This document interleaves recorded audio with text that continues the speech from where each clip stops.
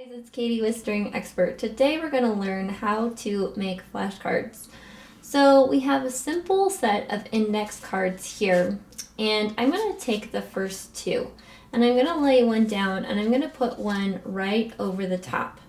And if you're really particular about spacing of lines, you can either buy the pre-lined index cards and just draw your lines on top of those, or you can use a ruler to measure. Now in my case, I'm not that particular, so I'm just going to freehand it. So I'm kind of lining up the cards on both sides with a nice straight line and just drawing a nice line in the middle. And in music, we have 5 lines and 4 spaces, so I'm going to go ahead and draw all 5 lines. And I'm trying to evenly space them out as much as possible.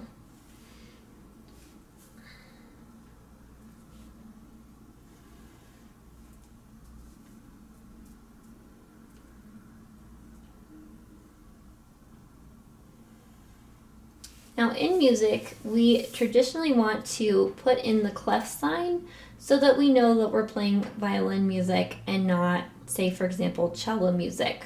So I'm going to go ahead and just freehand the clef sign. You're going to draw one line down and make a little curve, and then you're going to come up to the top, and it's almost like a curvy S shape for the clef. And it doesn't have to be perfect. You just want to get people to know that this is in the treble clef, not the bass clef.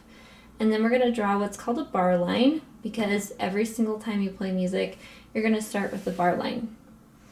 Now, when you write in your music, you want to pay attention to the middle line right here, because that's going to tell you what stem of the note you're going to draw, whether it be up or down. So if the note is below this line here, you're going to draw the stem up, just like this. And if it's above the line here, you're going to draw the stem down, just like that. Now, traditionally in music, when you're learning the notes, you're going to have this black and white palette, just like this. But I found that for me, in terms of learning, that I actually really like to start out by using different colors for the different notes, because it helps me learn faster and more efficiently. So for example, I might do a hot pink note for this D note and a different note for the other one. So that's kind of the basics of drawing. And so what I'm going to do is I'm going to put one note on each flashcard. So let's grab a flashcard and let's do one start to finish. So we're going to start again by doing the 5 lines and the 4 spaces. And this really shouldn't take a long time to do.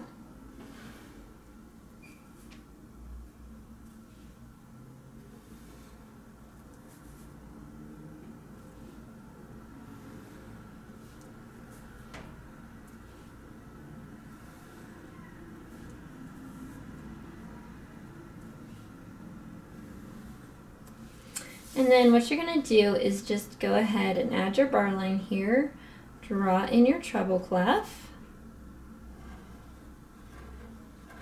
and the note that I'm going to make is D, which is on this line right here.